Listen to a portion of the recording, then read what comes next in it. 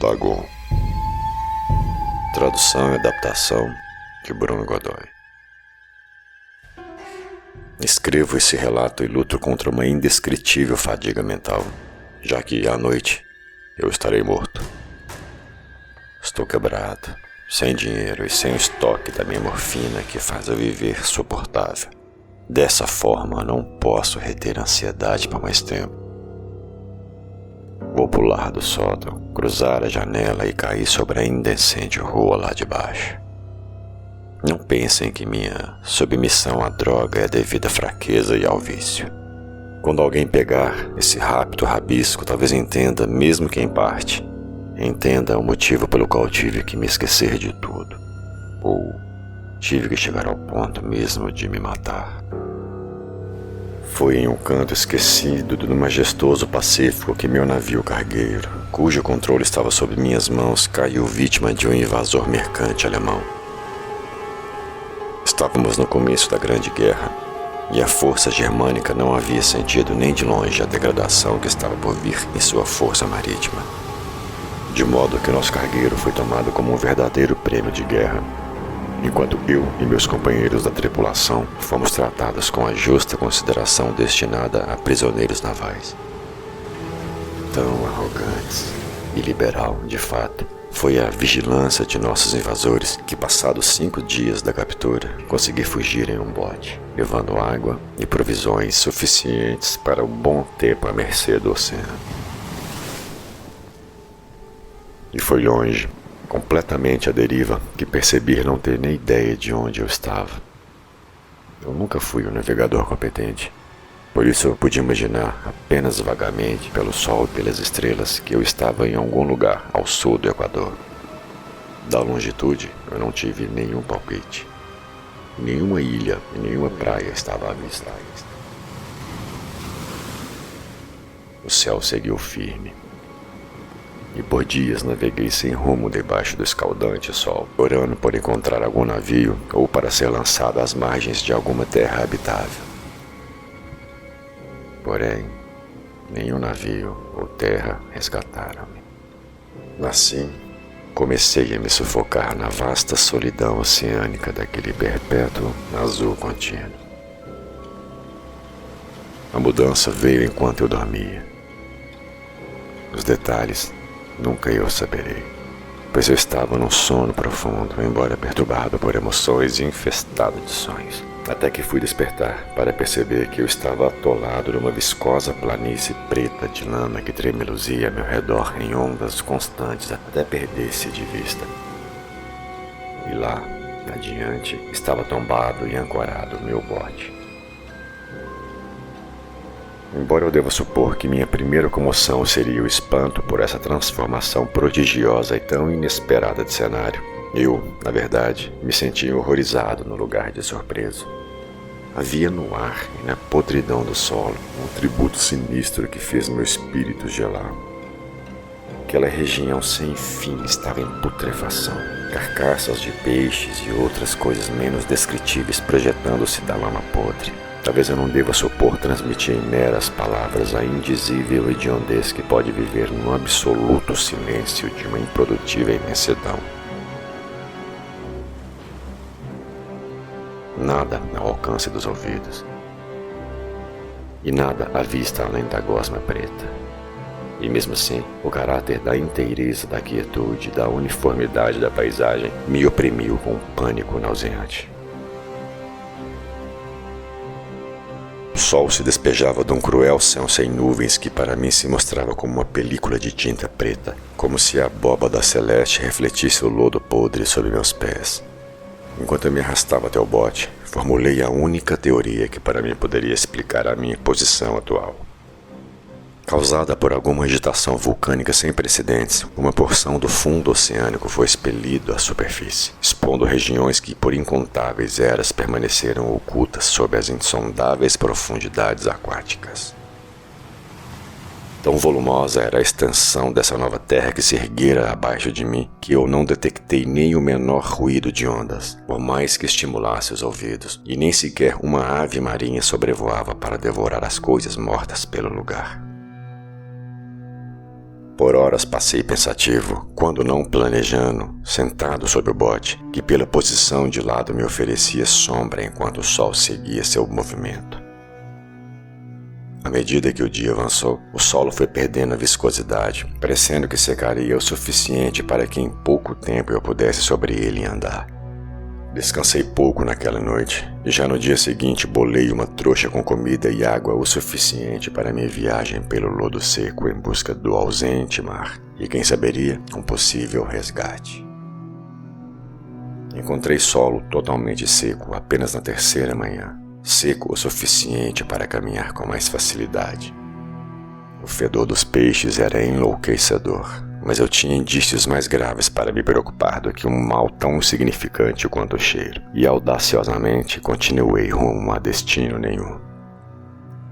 Andei o dia todo em direção ao poente, guiado por uma crista de terra distante que se erguia além de qualquer outro detalhe naquele ondeado deserto. Acampei à noite e no dia seguinte segui rumo ao monte, embora ele parecesse um pouco mais próximo do que quando o mirei pela primeira vez. À noite cheguei, e ele se mostrou sendo muito mais alto do que pareceu à distância. Sua base era uma ravina de transição destacada por um relevo bem mais afiado do que o entorno. Cansado demais para escalar aquilo, dormi à sombra da colina. Nada sei sobre o que motivou meus sonhos a terem sido tão selvagens naquela noite. Contudo, antes que a lua, em sua esplendorosa crescente convexa, se erguisse acima da ravina oriental, despertei com um suor gelado, obstinado a não mais dormir. Certas visões eu tive naquele curto sonho cuja experiência foi demais para eu ter que suportá-la outra vez, pois que, no brilho lunar, percebi o quanto precipitado eu fui por optar caminhar de dia, uma vez que, sem a abrasadora presença do sol, a jornada teria me custado menos energia. Fato é que, com o brilho lunar, eu me senti encorajado a iniciar a subida que no pôr do sol anterior havia me amedrontado. Assim, peguei minha trouxa e iniciei a escalada rumo ao cume do monte.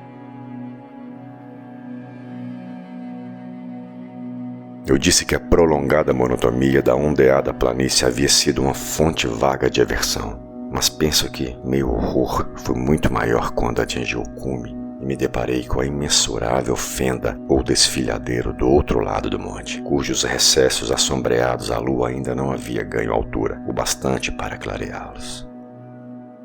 Vi-me no limite do mundo, da borda espiando dentro de um abismo caótico de eterna noite. Em choque, rememorei curiosas passagens do paraíso perdido, com seu horrendo relato da escalada de Satanás pelos desformes reinos das trevas. Com a caminhada da lua pelo céu, comecei a notar que a encosta não era tão inclinada como eu supunha. Saliências e pontas rochosas serviram de apoio fácil para a descida, a qual, após uma escalada de menos de 200 metros, o declive tornou-se mais gradativo. Por fim, tomado por um impulso que não consigo explicar, me atrapalhei com certa dificuldade nas rochas restantes até atingir o platô mais suave abaixo, para então poder admirar a profundeza molhada das fendas onde nenhuma luz ainda havia penetrado. E de repente, minha atenção foi capturada pela singularidade de um exagerado objeto que se ergueu subitamente cerca de 100 metros na encosta oposta. Um objeto que brilhava branqueado nos agora sim percebidos raios da lua ascendente. Que aquilo era apenas um gigantesco pedaço de pedra, logo me assegurei, mas tive um gatilho de impressão de que seu contorno e posicionamento não eram de fato obra da natureza. O exame mais minucioso me encheu de sensações que não sei expressar. Ora, apesar do enorme tamanho da coisa e sua colocação num abismo que formou-se no fundo do mar, desde ainda quando o mundo era certamente jovem, percebi absolutamente que aquilo era um monólito bem forjado, cujo volume maciço deve ter recebido trabalho manual e talvez até a adoração de criaturas vivas e pensantes. Aturdido e assustado, mas não sem a certa emoção prazerosa de cientista e arqueólogo, examinei os arredores com afinco. A lua, Agora no alto zênite, cintilou inesperadamente vívida por cima das escarpas superiores que circulavam o abismo e iluminou, de fato, no fundo do vale, o largo corpo d'água que fluía em sinuosas curvas para ambas as direções até desaparecer, o qual estava na iminência de molhar meus pés quando estanquei no declive mais baixo. Do outro lado da fenda, suaves ondas lavavam a base do objeto, que nada mais era do que o monólito ciclópico, o monumento antigo, em cuja superfície eu pude, assim, apontar tanto inscrições quanto precárias esculturas. A escrita era um sistema de hieróglifos desconhecidos para mim. Diferente de tudo que eu já tinha estudado em livros, consistia na maior parte de símbolos aquáticos convencionais como peixes, enguias, polvos, crustáceos, moluscos, baleias e demais semelhantes. Vários aspectos, obviamente, representavam coisas marinhas desconhecidas para o mundo moderno, mas cujas formas em decomposição eu havia observado dias antes no lodo. Mas foi a talha pictórica no monólito, no entanto, que mais me chocou. Meio submerso na água e claramente nítido devido ao seu enorme tamanho, vi uma série de caracteres talhados em baixo relevo, cujo tema teria despertado a inveja de um Gustavo Doré. Acho que essas coisas retratavam homens, pelo menos um certo tipo de homens, apesar de que as criaturas foram exibidas se divertindo feito peixes no ambiente de alguma caverna marinha, ou prestando homenagens no santuário monolítico que da mesma forma parecia estar sob as águas. Daqueles rostos e formas, não ouso precisar em detalhes, pois que a simples lembrança me suga a sanidade. Combinações aquelas, grotescas até para a imaginação do mais sagaz escritor. Eram abominavelmente humanas no contorno, apesar das mãos e pés de pato, lábios chocantemente largos e flácidos, expressão vítrea nos olhos salientes e outras características sem o prazer da lembrança. Curiosamente, os hominídeos pareciam fora de proporção com o cenário esculpido, pois uma dessas criaturas estava eternizada em ação no ato de matar uma baleia, cujo tamanho era meros centímetros maior do que um hominídeo. Eu observei, como disse, o grotesco tamanho das figuras, até que arrisquei serem meramente deuses imaginários de alguma tribo primitiva de pescadores ou navegadores. Alguma tribo cujo último descendente havia perecido eras antes do nascimento do elo perdido de Piltdown, ou mesmo anterior ao homem de Neanderthal. Apavorado com esse vislumbre inesperado de um passado além da concepção do mais ousado antropólogo, pus-me a meditar enquanto a lua lançava imprecisos flashes sobre o silencioso canal diante de mim. Então, de repente, eu vi, com um ligeiro borbulhar pontuando seu movimento de ascensão à superfície. A coisa projetou-se acima das águas escuras. Imensurável, feito ciclope polifemo e odioso, ele impulsionou-se como uma estupenda assombração direto para o monólito, sobre o qual lançou seus gigantescos braços escamosos para abraçá-lo, enquanto curvava sua horrorosa cabeça para liberar uma sequência metódica de certos sons. Então, eu acho que enlouqueci. Da minha frenética subida ladeira acima e do delirante retorno ao bote encalhado, eu pouco me lembro. Acho que cantei a plenos pulmões e, quando não mais pude cantar, extravasei em risadas alucinadas. Tenho imprecisas recordações de uma tumultuada tempestade pouco tempo depois de eu chegar ao bote. Mas, de qualquer forma, sei que ouvi estrondo de trovões e outros berrantes que só a natureza projeta em seu mais selvagem estado de ânimo.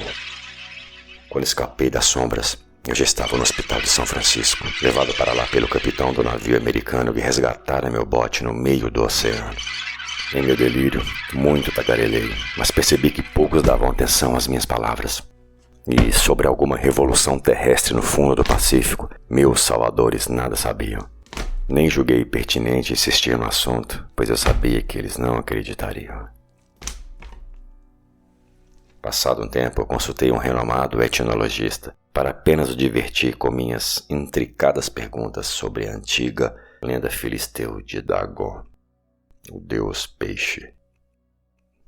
Rápido, percebi que esse letrado era irremediavelmente conservador. Então, desisti de minha pesquisa.